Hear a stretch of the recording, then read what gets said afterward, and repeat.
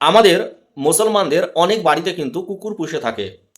কুকুর পুষলে কি বাড়িতে ফেরেশতা আসবে? না আসবে না। কুকুর পুষলে কি আপনার কোনো গুনাহ হবে? ইসলাম এ नबी ব্যাপারে কি करीम বলে? सल्लल्लाहु अलैहि वसल्लम ने पालना मना फरमाया, लेकिन वो शौकिया कुत्ते को मना किया।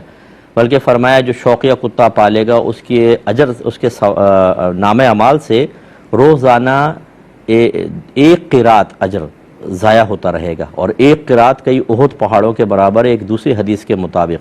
यानी बहुत इसमें नुकसान है, नबी करीम ने मना फरमाया है।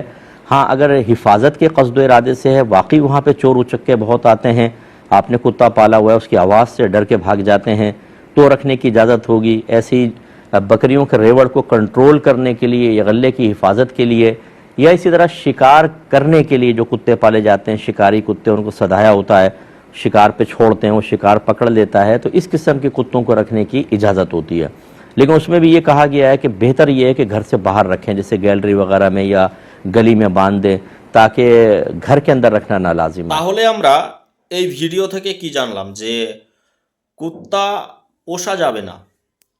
যারা শখের জন্য কুত্তা পুষে থাকেন তাদের কিন্তু যে আমল করেছেন, যে নেকিগুলো এখন অবধি করেছেন, সেই আমল থেকে নেকিগুলো কিন্তু কাটা পড়বে। কতটা পরিমাণে?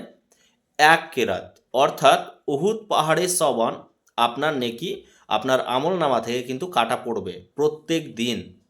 তাহলে আপনি কুকুর পুষতে পারবেন না। নবীজির আদেশ ক্ষেত্রে আপনি কিন্তু দুই তিনটি ক্ষেত্রে কুকুরকে পুষতে পারেন।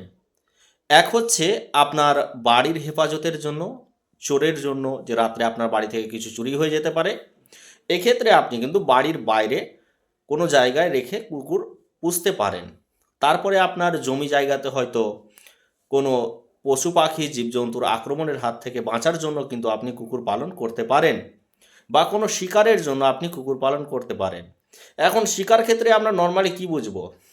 যে হনুমান যে হনুমান রয়েছে সে কিন্তু গাছের ফল, আম হতে পারে বা অন্যান্য পেয়ারার ফল হতে পারে, এগুলোতে কিন্তু তারা খুব আক্রমণ করে। আর বাঁদর কিন্তু বা হনুমান কিন্তু কুকুরকে দেখে একটু হলেও ভয় করে থাকে।